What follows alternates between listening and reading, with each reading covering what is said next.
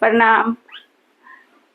हम तरफ से सब लोग के प्रणाम बा। रउआ लोग कैसन बानी? माता जी के कृपा से सब लोग अच्छे होई, सब लोग हंसत तनी, खेलत तनी, मुस्कुरा तनी, बाल बच्चा के संगे बनल रही। रउआ लोग के एगो हम माता जी के छोटा सा ई भजन गा के हम सुनावतनी कि भजन तो बा बड़ लेकिन छोटा करके सुनावतनी रउआ के। रउआ सब्सक्राइब कइल मत भुलाए, थोड़ा सा हमरो के ध्यान दी। हम एगो गा के सुनावतनी, अगर अच्छा रउआ लागी तो हमरा इतना उम्मीद बा कि रउआ सब्सक्राइब पक्का करे चाहे लाइक। कि हमनी के देवल तरता गवाला नु गीत भगवती माई के, सावन महीना में गवाला, नवरात्रन में गवाला, एहू शिव चर्चा में गवाला। माई के भजन तो सब कुछ प्यारा लागेला। चाहे एहू आदमी काम करत रहता तब थोड़ा बहुत उनकर नाम लेवल जरूरी बा। उनकरे तो नाम लेला से सब काम आसान हो जाला और सब संकट दूर हो जाला। कि माई तो बाड़ी की शंकर भगवान के भी मना लेवे कि हमरा भक्त के सब कुछ दे दा पूरा करे खातिर। जय माता जी।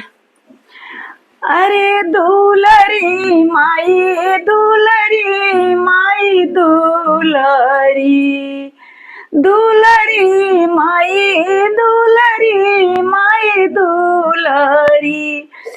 अब सबका से बारिश कुमार हो सातो मैया दुलरी।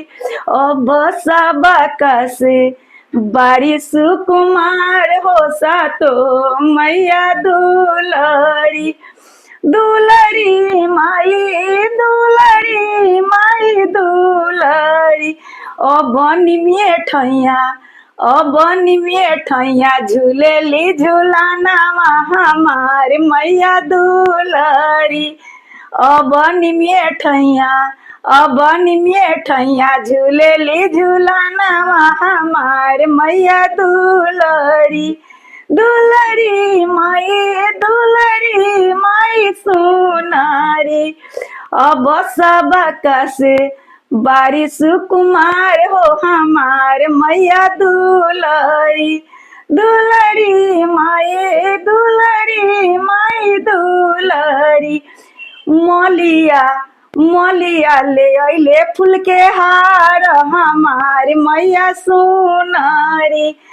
अरे मोलिया ले अइलक फूल के हार हमार मैया सुनारी। अब करेली मैया निमिये तर सिंगार हो हमार मैया दुलरी। अब निमिये